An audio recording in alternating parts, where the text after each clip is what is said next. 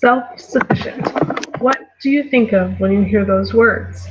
You probably think of being able to provide for yourself and take care of yourself, right?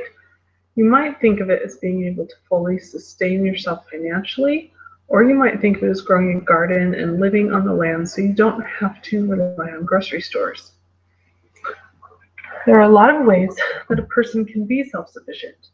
Now, when you start to think of these things and think about your life and where you are now, how do you feel when you think of that?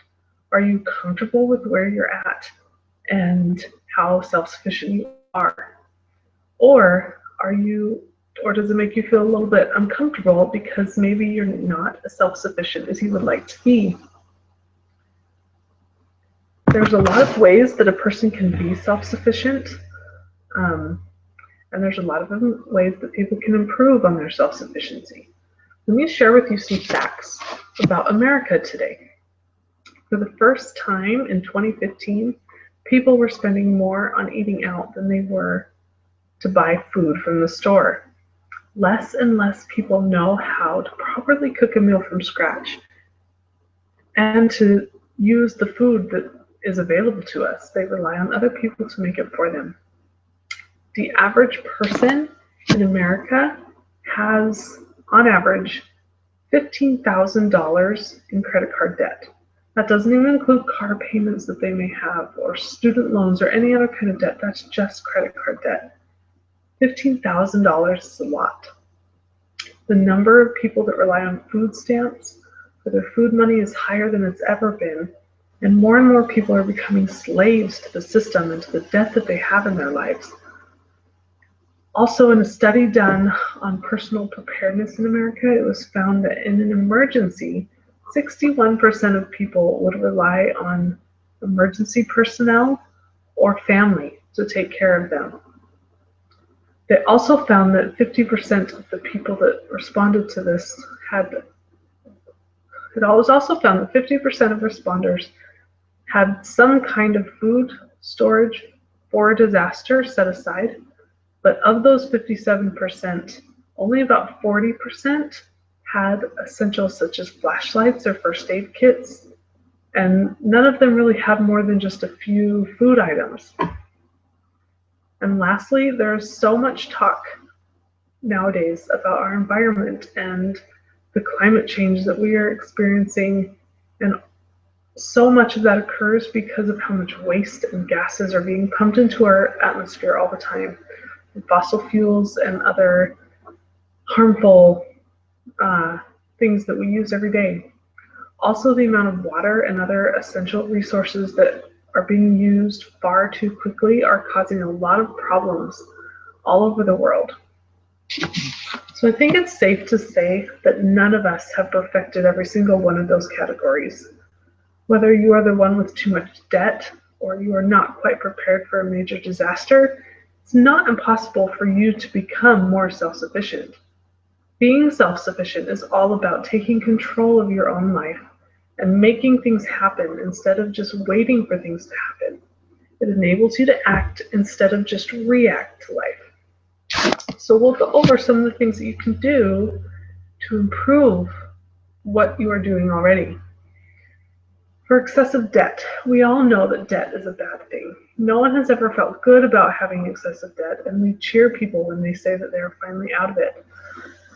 Money trouble is one of the major problems for married couples all over the world, and has ruined far too many marriages. The major contributor to money problems is debt. You literally become a prisoner to the people that you owe money to, and you are constantly under pressure. And so you need to be doing everything you can to get out of the debt and live within your means. Budgeting is absolutely essential, and there's a lot of ways that people can save on money. Some of the ways go hand in hand with being self-sufficient. Living a simpler life is another major way to become more self-sufficient.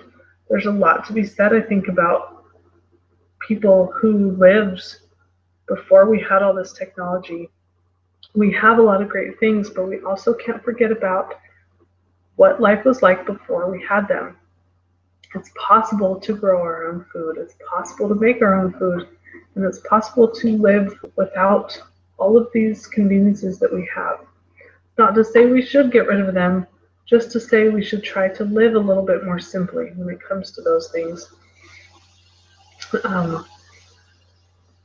Working for your food and preparing it for yourselves is a great way to empower yourself and to take control of your life.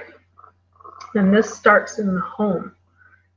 Nobody is going to do that for you. You can take control of your home and your health by making an effort to grow more of your own food and learning how to prepare it properly.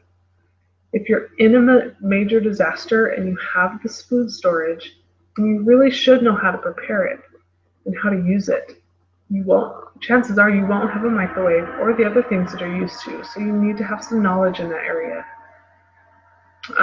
Speaking of emergency preparedness, making a plan can do a lot to set you up for success.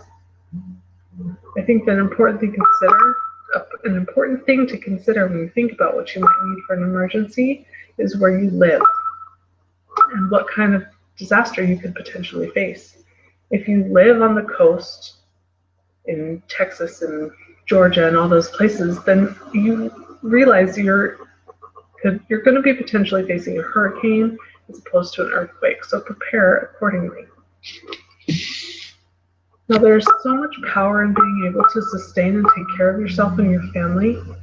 And Russell Ballard spoke in General Conference one year about being self-sufficient. He said that something special happens to an individual or a church unit when the people become more independent and self-reliant. They feel more confident, positive, and assured, and they reflect these feelings in their actions.